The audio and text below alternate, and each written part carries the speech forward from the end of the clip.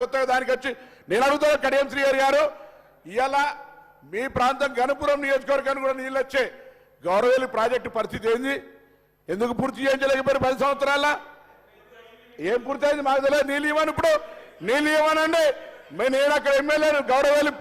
Gouravelli project పూర్తయిందంటే ఎందుకు నీళ్ళు ఇస్తలేరు అని అడుగుతాను. ఇవాళ నేను కాలువలు ఎక్కడున్నాయి రండి, మీరు ఒక సభ కమిటీని సంఘాన్ని రమ్మని ప్రత్యక్ష అబద్ధం వాళ్ళు చెప్తున్నారు, నేను చెప్తున్నా తెలుసా అధ్యక్ష? ట్యాంక్ బండ పూర్తయింది, దాన్ని నిండి కానీ కాలువలే లేవు. ఇట్లా వాళ్ళు ఏది పడితే తప్పుడు సమాచారంగా కాలువలే లేవు, కాంగ్రెస్ హయాంలో నీళ్ళే లేవు అని మాట్లాడితే అధ్యక్ష తుమ్మలు పలిసినాయి. జాగ్రత్త, కూర్చో కూర్చో. బాగా మాట్లాడితే ఎట్లా? బాగా మాట్లాడితే కూర్చో. ఎవరికి ఇదే మర్యాద? బయటికి పోయి మా దగ్గర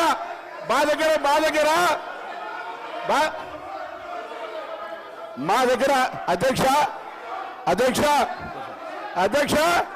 నేను వాళ్ళు భయపెట్టిస్తే భయపెట్టారు కాదు. కూర్చో అంటే కూర్చోబడడానికి ఏం కాదు, నేను పాలేరు కాదు.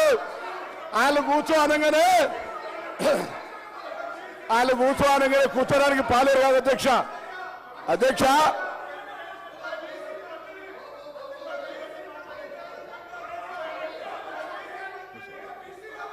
అధ్యక్ష నన్ను కూర్చో అనగానే భయపెట్టారు కాదు.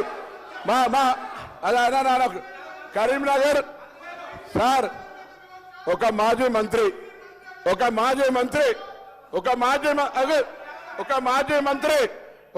మంత్రి కరీంనగర్ ఒక మీటింగ్ లా సార్ ఒక్క నిమిషం కూర్చొని బెదిరించారు అధ్యక్ష. మీరు చెప్పండి, ఒక్క నిమిషం మీరు చెప్పండి. కూర్చుంటే నేను ఒక్క నిమిషం మంత్రి గారు, ఒక్క నిమిషం. గౌరవ కేటీఆర్ గారు కూర్చోండి సార్.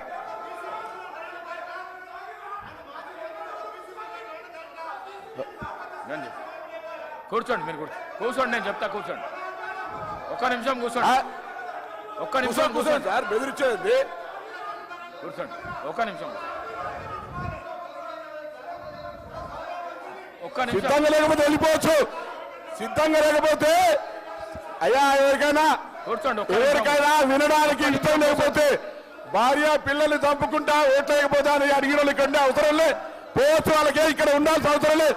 ఓట్లు లేకపోతే భార్య పిల్లలతోటి శివయాత్ర చూడాల్సి వస్తుంది మాట్లాడితే ఎట్లా అధ్యక్ష?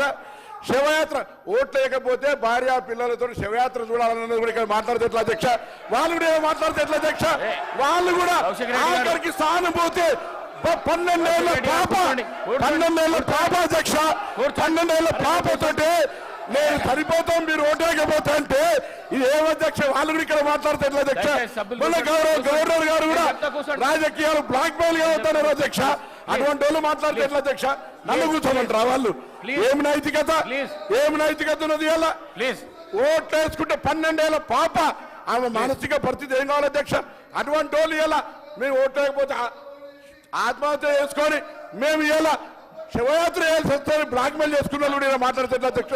అందుకే దయచేసి మళ్ళీ ఒక్కసారి కూడా కరీంనగర్ సంబంధించి కరీంనగర్ బిడ్డగా ఇరిగేషన్ ప్రాజెక్టులు ఉమ్మడి రాష్ట్రంలో కూడా అభివృద్ధి జరిగింది. దాని తర్వాత కాంగ్రెస్ పార్టీ చేసింది. మేమందరం కూడా వరదకాలు ఓలు చేసింది అధ్యక్ష. శ్రీరామ్ సాగర్ ప్రాజెక్ట్ నీళ్ళెక్కాయి అధ్యక్ష. మేయర్ మానేరు ఎవరు కట్టిన అధ్యక్ష? ఎల్లంపల్లి ఎవరు కట్టిన అధ్యక్ష? దాని మీద చెప్పకుండా ఏది పడుతుందో చెప్తే ఇవాళ మీరు చెప్పిన గౌరవాలు కాలే. అదే హరీష్ రావు గారి దగ్గర మల్లన్న సాగర్ అవుతుంది, కొండపోచమ్మ అవుతుంది, ఇవన్నీ ఎట్లా జరుగుతుంది?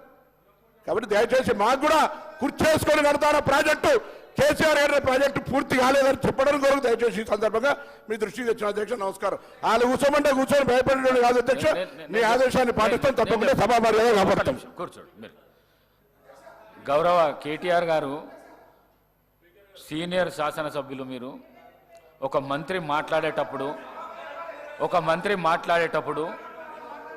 సభా మర్యాదను కాపాడవలసింది పోయి మీరు ఆ విధంగా అనుచిత వ్యాఖ్యలు చేసి గౌరవ మంత్రిని అమర్యాద పరచడం ఇది సమంజసం కాదు. దయచేసి ఇట్లాంటి రన్నింగ్ కామెంటరీలు